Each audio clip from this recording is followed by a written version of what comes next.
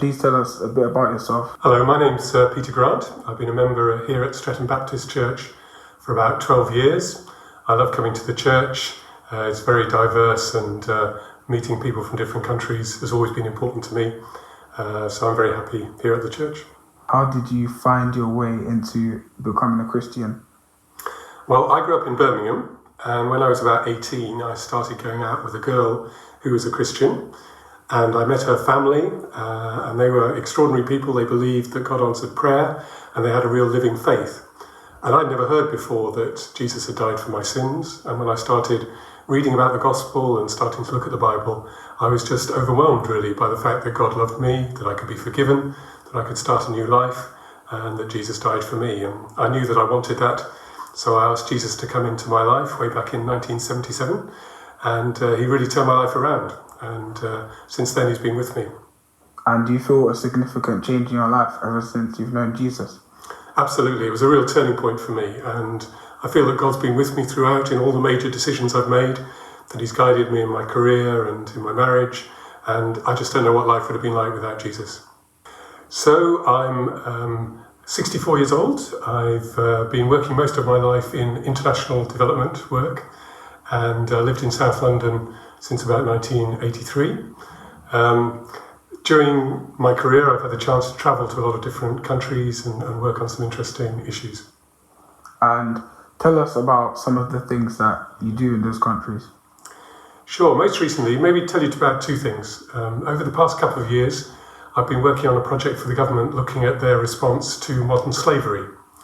And we had the chance to go to Nigeria and to Bangladesh and to look at issues like young people working in homes without being paid, not able to go to school because they're expected to do domestic work in Nigeria. In Bangladesh, a lot of children working in the leather industry.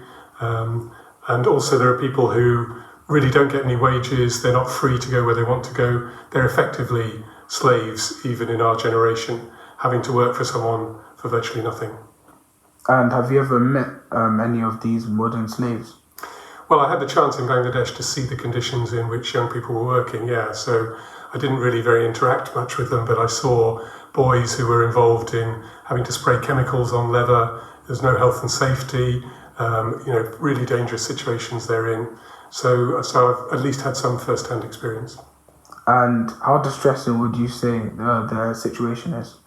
I think it's very distressing, really. I think another area that modern slavery affects, I don't know what kind of chocolate you eat, but a lot of chocolate bars rely on cocoa that's being produced by children, basically, in West Africa, and they don't have the chance to go to school.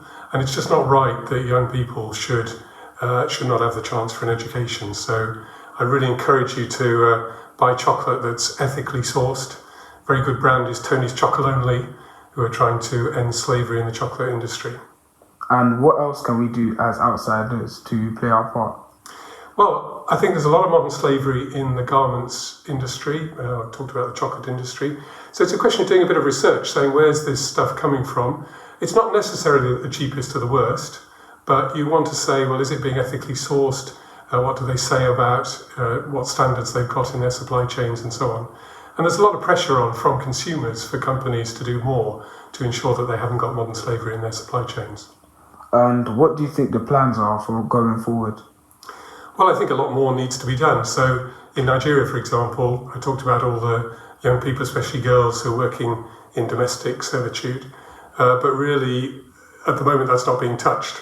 So it needs a big campaign to change social norms, to change the ideas people have of what's acceptable in society.